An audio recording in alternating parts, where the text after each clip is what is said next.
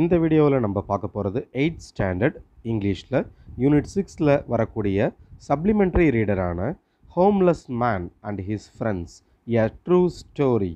இந்த கதையுடைய பேராகிராஃப் ஆன்சரை தான் தமிழ் எக்ஸ்பிளனேஷனோட டீட்டெயில்டாக இந்த வீடியோவில் நம்ம இப்போ தெரிஞ்சுக்க போகிறோம்.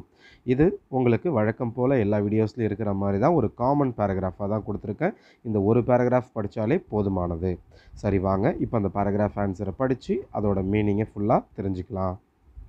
There was a man called Caesar who was homeless. இந்த கதையை பொறுத்தளவில் முக்கியமான கதாபாத்திரம் சீசர். அவனுக்கு ஆதரவுன்னு சொல்லிட்டு யாருமே கிடையாது. அவன் யாருமே இல்லாத ஒரு ஆர்ஃபண்ட். அவனுக்கு வீடும் கிடையாது. அதான் அந்த இடத்துல ஹோம்லெஸ் அப்படின்னு கொடுத்துருக்கு. He offered his own food to stray dogs which lived around him.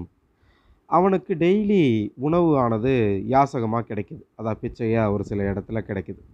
அந்த ஃபுட்டில் பாதி ஃபுட்டை யாருக்கு கொடுத்துட்றான்? அவனை சுற்றி இருக்கிற டாக்ஸுக்கு கொடுத்துட்றான். Once he required urgent treatment in a hospital.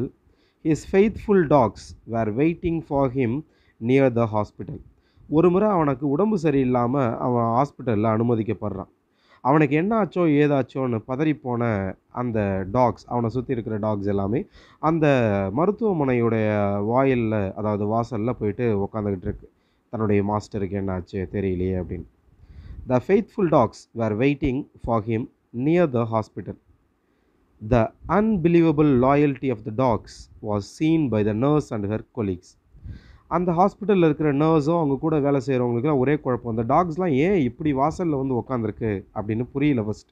அதுக்கப்புறமா தான் தெரிஞ்சுது, அது மாஸ்டராக பார்க்குற, அது தன்னுடைய குடும்பத்தில் ஒருத்தனாக பார்க்குற ஒருத்தனுக்கு உள்ள உடம்பு சரியில்லாமல் அனுமதிச்சிருக்காங்க. அவன் பேர் சீசர். அவனுக்கு என்ன ஆச்சோ ஏதாச்சோன்னு தெரியாமல் தான் அந்த டாக்ஸ் எல்லாம் அவனுக்காக வெளியில் காத்திருக்குன்றது அந்த நர்ஸுக்கும் அவங்க கூட அந்த ஹாஸ்பிட்டல் வேலை செய்கிற எல்லாருக்கும் தெரிய வருது.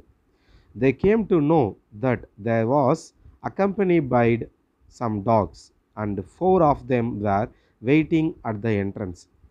அவன் அந்த டாக்ஸ் கூட தான் வாழ்ந்துக்கிட்டு இருக்கான் அப்படிங்கிறது தெரியுது.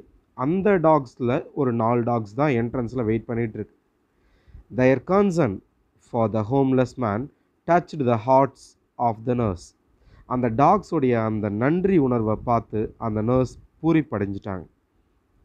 They heard that he had sacrificed his own food to feed those dogs.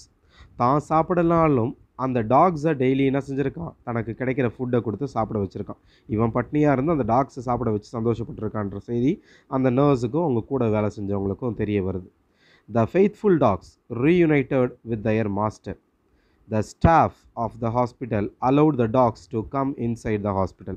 அந்த டாகுடைய நன்றி உணர்வை பார்த்த அந்த ஹாஸ்பிட்டல் ஸ்டாஃப் அவருடைய அந்த டாக்ஸோடைய மாஸ்டரை பார்க்குறதுக்காக அந்த டாக்ஸை ஹாஸ்பிட்டல் உள்ள என்ன செய்கிறாங்க?